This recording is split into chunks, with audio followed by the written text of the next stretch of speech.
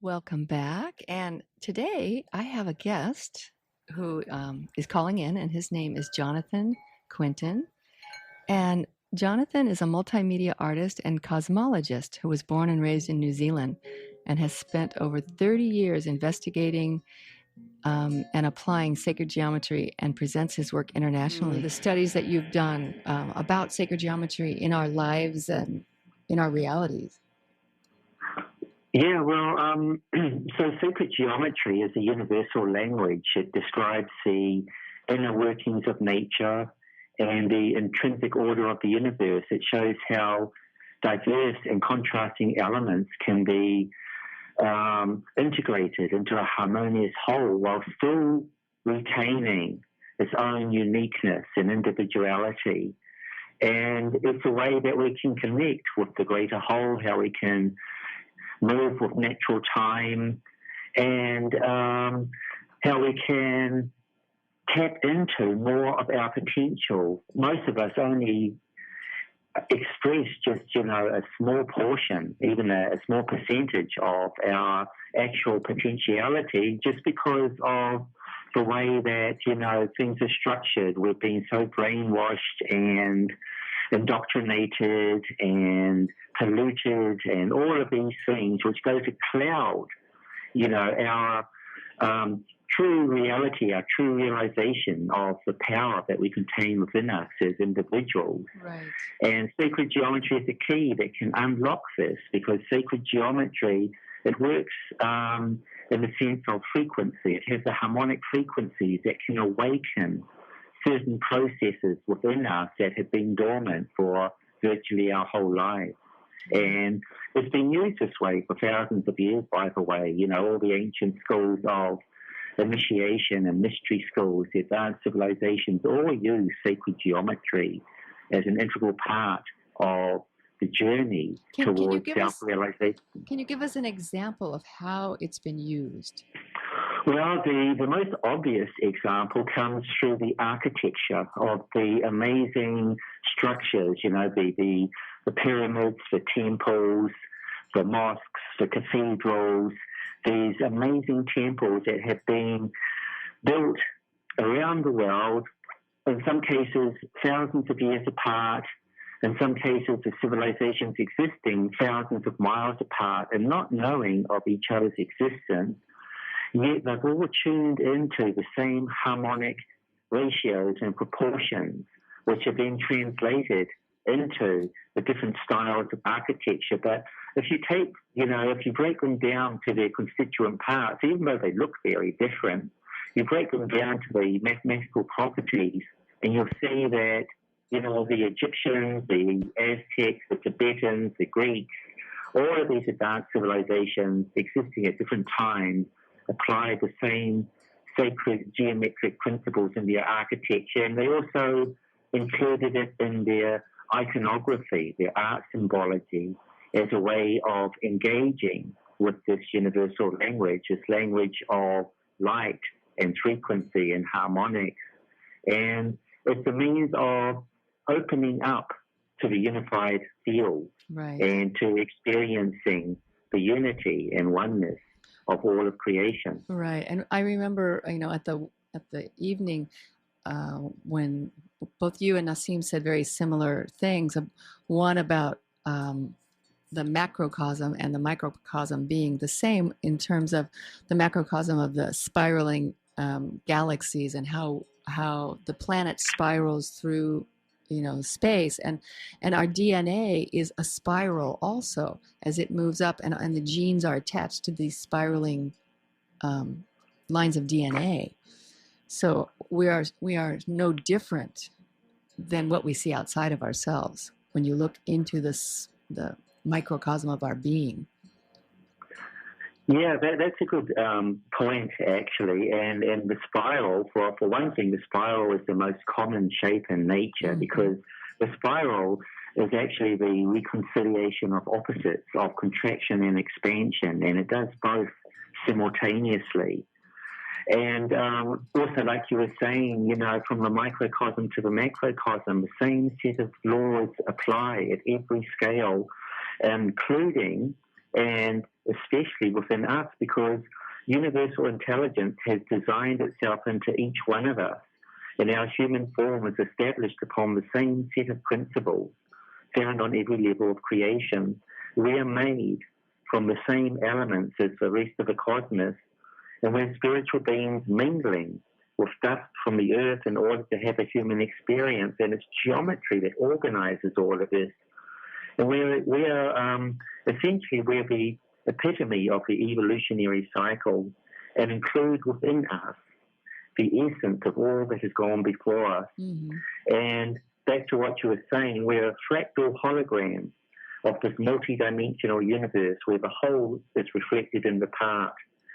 And also we contain within us all the information of the universe, right, and have done so since the point of conception. Right. And from that point, we had all the information necessary for the development into our physical form, which required, millions and trillions of cells working in unison, right, to bring about, what we are today. Right, and Deepak Chopra, when he does his talk, what you just said about we are parts of, all of the universe and all time, he actually brings that into his talk, that you have breathed in the breath, the cells, the oxygen molecules of Jesus or of Buddha or of, out into the Pleiades, because of that oneness of that there is nothing separate, and that space, we think it's empty, but space is completely filled with all of these geometries. There's nothing empty about it. Oh, that's right. That's quite right. And also the other point you were making about the DNA, it's like our physical body, like everything else in the universe, is in a constant state of change. And every atom of every molecule is continually changed and replaced. And we generally think of the DNA molecule as the vehicle of continuity. However, if you think about it, the information to replicate is not encoded in the physical DNA molecule, because the carbon, oxygen, hydrogen, and nitrogen elements that compose DNA are continually changed and replaced. So the actual vehicle of continuity is, as you mentioned, the spiral helix, except it's an invisible helix which exists a priori, or in a state of pre-manifestation. It's the organizing principle, and it's the proportions, the ratios and the proportions that organize it, the structure, the spiral that provides the replication, the information for replicating in the continuity. So I want to ask you a question. This has come up, and I didn't see this on your website, and I just want to bring this up, and maybe there's something for you to add to it about, what about the people call it Merkaba or Merkaba? What about the Merkaba within each of us? Well, it's within each of us on one level, because it was the way that the first cells organized themselves from, the fertilized egg dividing and subdividing and replicating into the form of a tetrahedron and then a star tetrahedron, which is another name for the Merkaba. It's called the zygote. It's the beginning of the unfoldment from our point of conception to where we are today. And also, according to Drambalo, it's the energetic field that surrounds every living form, most especially the human form, and it works in compliance with the toroid, which is, the electromagnetic field which surrounds us. And Drambalo has, over the years, impressed the importance upon being familiar with this geometric form, because the more consciousness, more awareness we have about it, the more connected we are to the interconnectivity of everything else. It's like, another name for the Merkaba is the vehicle of light, because it's what carries us through our experience on not only here on planet Earth, but also when we continue our journey from here on. Can you say that word again? The what of light or life? I didn't hear that. Or vehicle of light. The macabre is also known as the vehicle of light. A vehicle of light. Okay, I'm sorry. I couldn't hear that. Okay.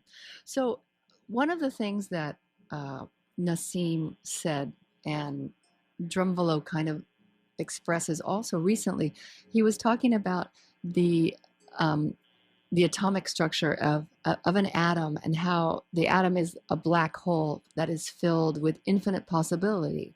And it is connected, this is my sense now, that it is connected to all that is. That power, that infinite power that comes from the source. And when we in meditation or in visualization even, it's something that actually I do in my work as a hypnotherapist, guiding people into using a spiral energy to move down, I say the word down, but down into your heart of hearts, into that place where it's limitless potential and all that is known. And it seems that these things are parallel.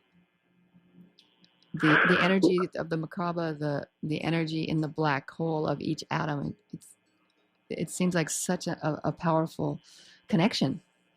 Well, yeah, it all comes back to a unified field. And again, here's where sacred geometry can come in, because as I showed in my presentation, there are certain shapes, the primary shapes that develop from uniform divisions of the circles. And sacred geometry can help us consciously tap into this power. There are certain shapes, the primary shapes that are developed from uniform divisions of the circle, producing the equilateral triangle, the square, and the pentagon. And it's the dynamics, and these shapes I should mention, in addition to being geometric shapes, are actually mathematical programs that contain within them the dynamics of creation, including the ability of infinite contraction and infinite expansion. It's through the interplay between the ratio between the shapes and their interangular relationships, or also known as root powers. And so when our minds are, engaged with these mathematics, these ratios, these proportions, then we're tapping into that process of the unified field, of everything being connected to everything else. And it's opening up our pores, like our channels, to everything else that's out there. And it's also opening up those things within us that have been closed down for, for our whole lives, basically, and genetically for many, many generations. And so that's one of the advantages of sacred geometry, is they can be used as keys to open the mind, to set you free, right, and to be more of who you can be. Right. We did there was someone here, and we were doing gazing into the flower of life in black and white, and having solfeggio tones playing in the background. And when you held an intention of, for instance, liberation from fear or connecting to the ancestors, as you viewed this, and this was static, and as you viewed this geometry, different things happened to different people. And for me, I went inside it as if I was part of it while I was viewing it, and I could feel things happening, and I had awarenesses of many, many things that I had no idea about while I was doing that. So I can understand what you're saying. What is the way that you support people to use the geometry and to experience themselves and to access more of themselves? Yeah, well, the way you just described is pretty good, just engaging with the images, because when you look at something with focus and intention, you are recreating that image in your mind's eye. It's a process of looking. You don't actually physically see the object, because the object is just, it's the light bouncing off it, off the density of an object in your field of view, and these light rays are passing through the pupil of your eye, cast upon the retina of your eye, upon the rods and cones, which are light-sensitive fibers, that generate these electrical impulses that pass along the optical nerve through the geniculate nucleus to the occipital lobe in your brain, where the image that you're looking at is recreated in your mind's eye. Now, when you're looking at these harmonic, geometric mandalas and shapes and patterns, then you're recreating these sacred forms. And as you hold them in your mind, then your mental energies are mingling, are blending. There's an interplay between your human instrument, your individual consciousness, and whatever it is that particular mandala, whether it's a flower of life, a Sri Yantra, or any of the many, harmonic mandalas out there, then it's a way of attunement. It's through sympathetic resonance. It helps to bring your mental energies, your consciousness into alignment with the harmony of universal order.